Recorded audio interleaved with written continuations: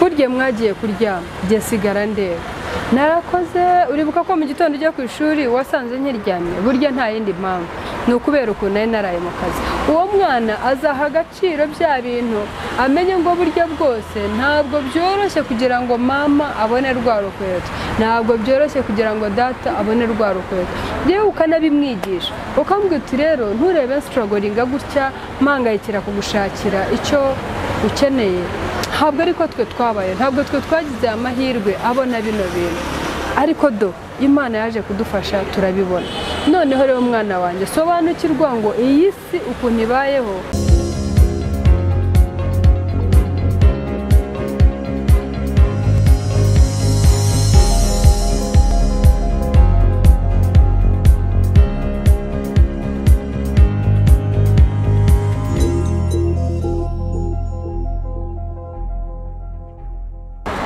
turabasuhuje bakunzi bacu mwese twese ashimwe amahoro muri aho mumeze neza turashima Imana rero kubw'uyu munsi wundi yatugeneye Imana ni umukozi w'umuhanga ni ukuri igigira uburyo bw'igena yatugeneye rero kubaho uyu munsi tugenera amahoro niyo mpamvu turi amahoro niyo mpamvu mutubona imbere ya kamera ihabwa icyubahiro wowe rero nshuti yacu uri hirya no hino mu gihugu cy'u Rwanda mu bindi bihugu byose aho uri hose tukwifurije amahoro y'Imana kandi wowe ushobora kuba utameze neza nk'uko twe tuvuga tumeze neza uyu munsi turakwihanganisha tukubwira ngo komera cyane uyu munsi uko bimeze ntabwo ari ngombwa ko nejo ariko bizamera ahari uyu munsi waba ugowe ahari uyu munsi waba uri mu bibazo ariko ejo Imana ikaguhindurira amateka rero komera ushikame Imana iri kumwe nawe nta kinanira rwose mukobwa mwiza ihangane muhungu mwiza ihangane mupapa mu mama menya ko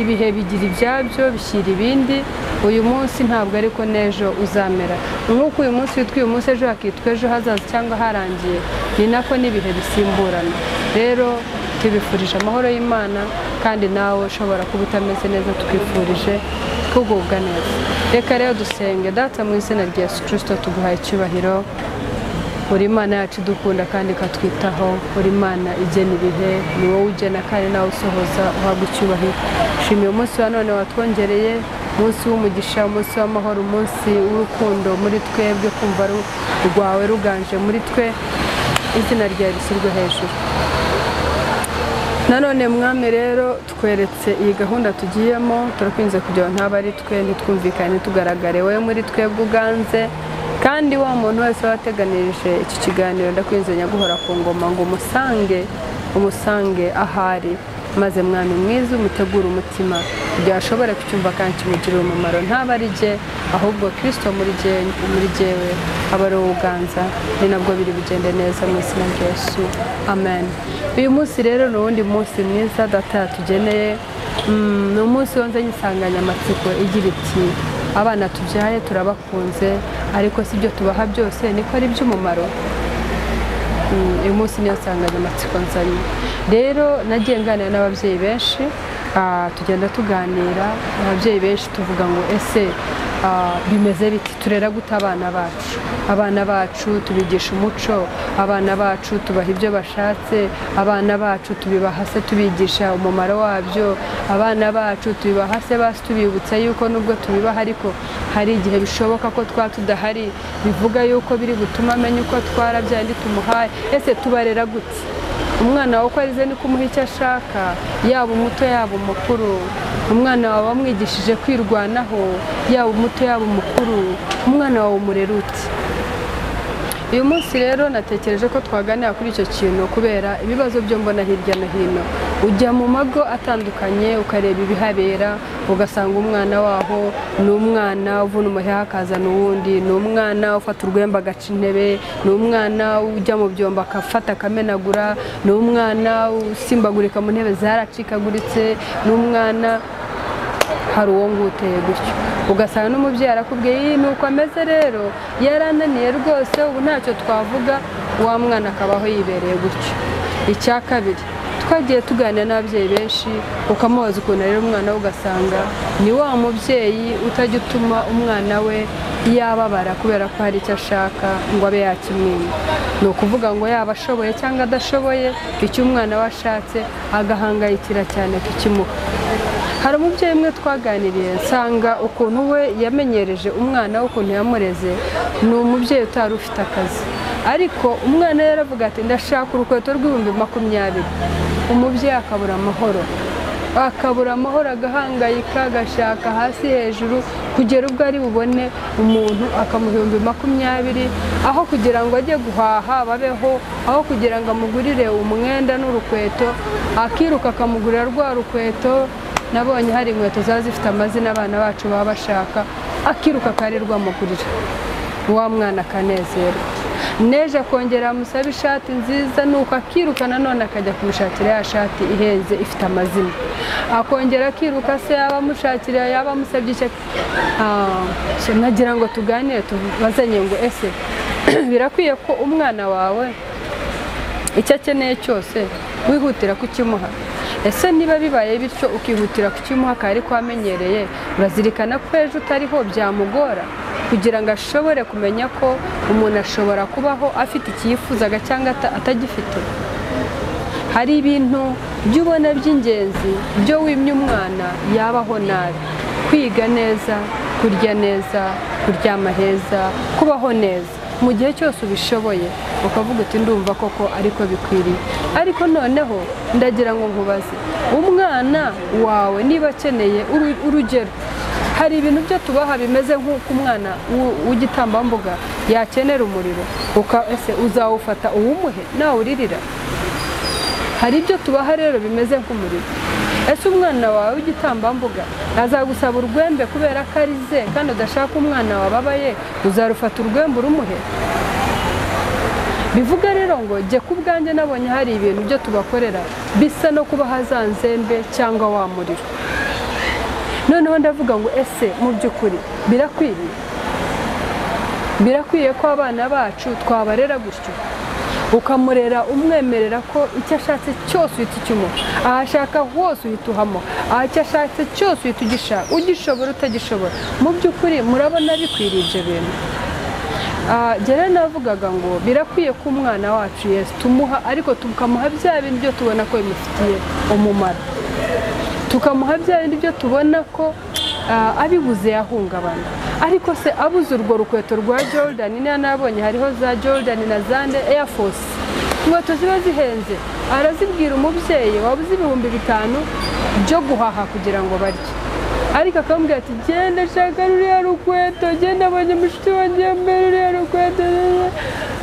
Ugahangayika ukarara udasinziriye, umwana wanjye ntakwiye kwifuza. Ariko se mu by'ukuri reka nkubaza, bishobotse ko ibyo 20 bibonye ukamuguriramo urukweto rwiza rumuhesheje agaciro, ndetse nawe ubwo yarukubahishije nk'umubyeyi, ugasagura 10,000 ukabigura umwenda cyangwa n'ikindi kintu cyangwa n'amafunguro, mu by'ukuri yaza ko uhemutse? Ariko igihe ikintu cyo nibajije, ushobora kurera gutyo umwana ukamuha ibyo bintu nk'uko abigusabye, rwose ukamwereka yuko ni priority pe, ndabyemera, ariko ejo udahari byagenda biti? Wavuga rero ushobora umwe muri twe kuzavuga ati ariko mama ga ntahari, nyine nzaba ntahari, ariko umwana wanjye namuhaye icyo umutima we wifuzaga. Oya, reka mbabwire, ushobora no kuba ukiriho ariko umwana wawe agashaka, yagera aho agiye gushaka akazasanga atari ko bimeze, aho ashatse nta bwa bushobozi buhari. Ntari bugaruke ngo nashaka urukweto akubwira ati mpa rwa rukweto, ntari bugaruke ngo nashaka ya shati ihenze akubwira ati mpa ya shati. Byarahindutse, yabaye umugore cyangwa yabaye umugabo wahariye. Icyo numva jye namumarira, nakamutoje yuko ibintu byose atari ko ari ngombwa ko abibona, ikintu cyose akeneye atari ko cyihutirwa ko akibona, ahubwo icy'ingenzi aricyo kintu cyo akwiye kumva ko aricyo yaha agaciro nyine, kugira ngo n'ejo bundi nabibura ajye yibuka ariko birashoboka yuko nabaho mfite uru rukweto cyangwa ntarufite, birashoboka yuko nabaho mfite telefone ihenze cyangwa ntayifite, birashoboka ko nabaho mfite imodoka nziza cyangwa ntayifite, birashoboka. Jye nifuzaga ngo ibyo duha abana bacu tunabigisha, umuhe icyo umuhaye ariko ugikurikiza inyigisho. Mbwira uti mwana wanjye rero ibi bintu nubwo ubona uko ugize utya duhita tubiguha ntabwo byoroshye kubibona, ntabwo byoroshye. Uribuka ejo bundi burya mwagiye kuryama jye sigara ndeba narakoze. Uribuka ko mu gitondo ujya ku ishuri wasanze nkiryamye, burya nta yindi mpamvu, ni ukubera ukuntu nari naraye mu kazi. Uwo mwana azaha agaciro bya bintu, amenye ngo burya bwose ntabwo byoroshye kugira ngo mama abone rwa rukweto, ntabwo byoroshye kugira ngo data abone rwa rukweto. Yewe ukanabimwigisha ukambwira uti rero nturebe strugglinga gutya mpangayikira kugushakira icyo ukeneye. Ntabwo ariko twe twabaye, ntabwo twe twagize amahirwe abona bino bintu, ariko Imana yaje kudufasha turabibona. Noneho rero mwana wanjye sobanukirwa ngo iyi si ukuntu ibayeho ushobora kubaho ufite iki cyangwa ukabaho utagifite, kugira ngo nejo bundi nagera muri icyo gihe, God forbid, simbimwifurije, icyo nakwifuriza uwawe ni nacyo nanjye nakwifuriza uwanjye. Ntabwo nifuza ko umwana wanjye yabindushye, nifuza ko n'uwawe yabindushye, ariko mbifurije yuko twagira ubwenge tukaba ababyeyi beza, baba hari ko tunabarira, baba hari ko tunababwira, kugira ngo tubigishe bamenye isi yo barimo. Ibintu birahinduka, ibintu birashira. Ushobora kuba ubifitiye umunsi ukabimuha, ariko ejo bikarangira wa mwana ugasanga ariyahuye kubera ko atakibona icyo ashaka. Ushobora kuba wabimuhaga ejo ugapfa kubera ko nta kindi kintu wamwigishije, utamweretse uko nawe yabishaka. Niba ari ukurarajoro ngo umushyire kuri computer umwigishe, niba ari utuntu tugenda umwigisha twayakora twamugirira umumaro, nejo waba udahari tukamufasha. Ejo ugasanga ntiyabaye ngombwa ko upfuye, umwana nawe ariyishe, abonye ko ntacyo kimaze kuri iyi si, nta mpamvu yo kuba kiriho. Kubera iki? Kubera ko wari byose muri byose kuri we. Inyigisho rero mpamvu nayitekereje nuko nagiye mbona ingaruka ziba ku bana bahabwa buri kintu umubyeyi yagishobora atagishobora, akihinga uko bishobotse, akihinga kugira ngo abone cya kintu, ariko yanabikora akirinda kuba yagira icyo amubwira nk'inyigisho, akavuga ati nimba imubwira umwana ari bwumve ko mubwiriye ku kintu umuhaye, nimba imubwira umwana ari reka mbasabe babyeyi, bano bana bacu reka tubahe ibyo bakeneye, ariko ikiruta byose ni inyigisho z'uburyo bazakihereza mu gihe tutazaba tukibishoboye. Yashaka aho batabifite azaba ari ready ko agiye gutanga amaboko, akajya inama n'umugabo we cyangwa umugore we, bagashyira hamwe bakishakira bya bintu. Ntazagengaho umukobwa wicara mu nzu arera inzara, yimakiye, tereka amaso, kuko iwawe niko yari ameze, yamakiyaga fesi agakora inzara, akicara agatimaza, yavuga ati mami I need a phone, mukirukanka mugashaka telefone, daddy I'm tired of this, mukiruka mugashaka ikindi. Zirikana yuko ejo bundi utari kumwe na wo mwana azahura n'akaga. Rero nasabaga ababyeyi ngo tubarere bano bana, tubahe ibyo bashaka, ariko tunabigishe uburyo babyishakira, uhari cyangwa udahari, kugira ngo ejo nagera aho azashaka ntazabe burden, ntazabe umugogoro kuri bo, ntazabe umutwaro, ntazanasenye kubera ko atigishijwe uburyo bwashakamo bya bintu. Icyo akeneye kimuhe Yesu, ariko kimuha umwereka impamvu nawe akwiye guharanira cyane kumenya uko yagishaka. Icya kabiri, ntabwo ari ngombwa ngo buri kintu cyose umwana aririye ukimuhe. Umwana aririye arakubwira ati genda shaka outing na bagenzi banjye, aravuga uti niba barize umwana utugenda, ejo umwana wagarutse afite inda, harya ubwo ngubwo uzavuga ngo iki? Wanze kumubwira igitsuri, wanze kumucyaha, uravuga uti ntibabarize umwana agarutse bamuteye. Ese ni umuhungu arashaka izo hanging out na bagenzi be, basohotse buri munsi bagiye Rubavu, uyu munsi bagiye he, ejo bibaye ngombwa ko agarutse bumva inkuru asigaye anywa ibiyobyabwenge, asigaye ari umusinzi, yateye inda umwana wa runaka, harya ubwo uzabyifatamo gute? Wanze kumubabaza, ariko se koko buriya wanze kumubabaza cyangwa ubu nibwo agiye kubabara? Nkavuga rero ngo babyeyi, ntabwo nibaza ko ari icy'ingenzi ari uguha umwana buri kintu aririye, kuko hari ibyo aririra ari inzembe, hari ibyo aririra ari umuriro. Nibaza ko nk'umubyeyi uramutse ubirebeye muri iyo kadire utamuha ikiri bumutwike, utamuha ikiri bumukate ngo kimuvushe amaraso. nuko uyu munsi numvaga twaganira tukavuga ngo ntabwo nibaza ko buri kintu umwana wakeneye ariko kimukwiriye ari nacyo kizatuma aba umugabo cyangwa umugore mwiza ejo hazaza.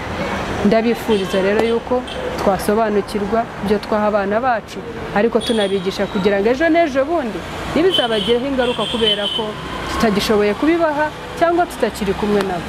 Imana yo mu ijuru ibahe umugisha. Yari Pastor Jolie umuganwa, yari Mama Ganza, yari umujyanama Auntie J. Ndibaza yuko iyi nama izagira uwifasha.